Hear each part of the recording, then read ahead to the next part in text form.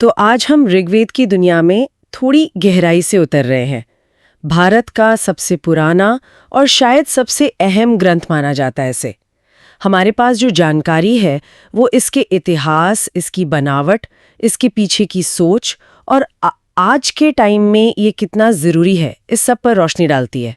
हाँ, बिल्कुल। और कोशिश यही है कि ऋग्वेद की जो खास पहलू हैं उन्हें समझें। इसे अक्सर पूरी वैदिक सभ्यता की आत्मा भी कहते हैं, या जैसे कहा गया है, भारत की पहली सांस।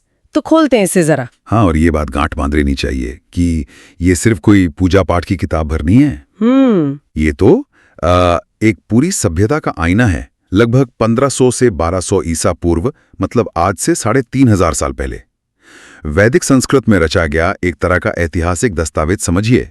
अच्छा, तो थोड़ा इसके स्ट्रक्चर मतलब बनावट पे आते हैं।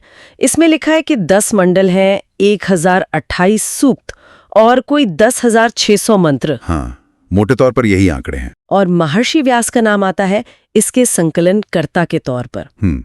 ये सूक्त क्या होते हैं?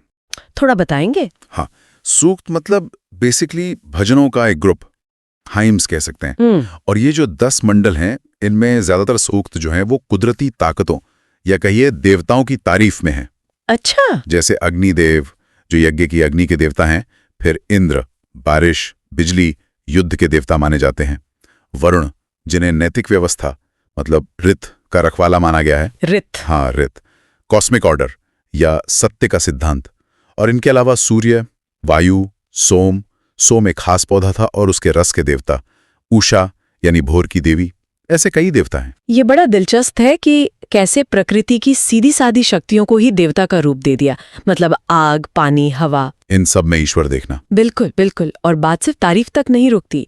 इन सूक्तों में ना जिंदगी पर, प्रकृति पर, ये दुनिया कैसे बनी, इन सब पर बड़े गहरे विचार मिलते हैं। तरीके भी हैं। और वो ऋत वाली बात, वो काफी फंडामेंटल लगती है। मतलब एक कॉस्मिक लॉ। हाँ, वो बहुत महत्वपूर्ण कॉन्सेप्ट है। और दर्शन की बात करें तो वो एक मशहूर लाइन है ना, जिसका जिक्र आपके स्रोत में भी है, एकम सद विप्रा बहुधा वदंती। हाँ, सुना है इसके बारे में। इसका मतलब क्या हुआ?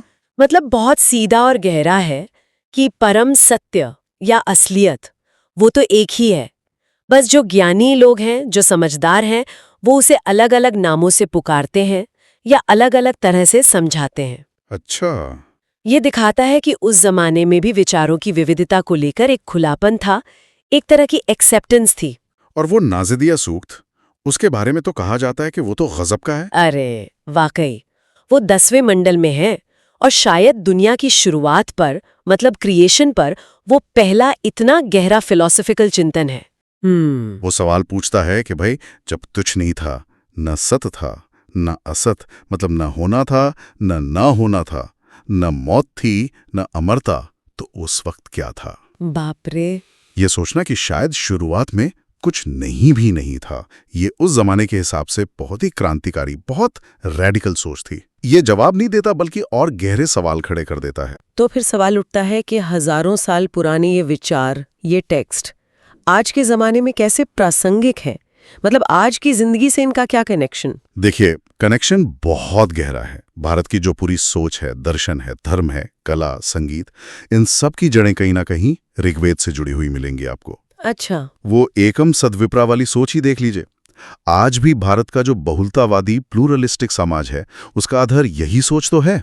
सही कहा। यहाँ तक कि हमारे संविधान में भी जो विचारों की आज़ादी और विविधता के सम्मान की बात है, उसकी प्रेरणा भी कहीं ना कहीं यहीं से मिलती है कि सत्य के कई रूप हो सकते हैं, कई रास्ते हो सकते हैं। तो ये सिर्फ इतिहास की बात नहीं है, ये एक जीती जागती परंपरा है। और गायत्री मंत्र का भी जिक्र है स्रोत में, ऋग्वेद 3.62.10। वो तो आज भी करोड़ों लोग जपते हैं दुनिया भर में। बिल्कुल बिल्कुल। गायत्री मंत्र शायद ऋग्वेद का सबसे ज्यादा जाना जाने वाला मंत्र है। सूर्य देवता सवित्र को समर्पित है और बुद्धि को सही दिशा में प्रेरित करने की प्रार्थना है। और इसका लगातार इस्तेमाल यही दिखाता है कि ऋग्वेद सिर्फ म्यूजियम में रखी जाने वाली चीज नहीं है, बल्कि आज भी लोगों की जिंदगी का, उनकी आस्था का हिस्सा है। ये दिखाता है कि कैसे शब्द, कैसे विचार हजारों साल तक जिंदा रह सकते हैं और पीढ़ी दर पीढ़ी लोगों को इंस्पायर कर सकते हैं। तो कुल मिलाकर देखें तो ऋग्वेद सिर्फ कुछ मंत्रों का कलेक्शन नहीं है, ये उस जमाने के लोगों की कोशिश है दुनिया को समझने की, प्रकृति के लिए उनका आदर, जिंदगी के बड़े सवालों पर उनका चिंतन और समाज को चलाने के लिए नियम बनाने की कोशिश वाकई भारत की पहली सांस कहना गलत नहीं होगा। हाँ, और जाते जाते एक सवाल सबके लिए छोड़ जाते हैं। सोचिए जरा, हजारों साल पहले जब ना आज जैसी साइंस थी ना टेक्नोलॉजी, तब लोगों ने यूनिवर्स की शुरुआत कैसे हुई, हमारा अस्तित्व क्या है, इन जैसे इतने गहरे सवालों पर कैसे सोचा होगा। सही बात है। ये मंत्र और सूक्त आज भी हमें उस बुनियादी इंसानी जिज्ञासा की याद दिलाते हैं। हम कौन हैं, कहाँ से आए, इस पूरी कायनात में हमारा मकसद क्या है। और शायद ये सवाल हमेशा उतने ही जरूरी रहेंगे जितने उस वक्त हैं। सोच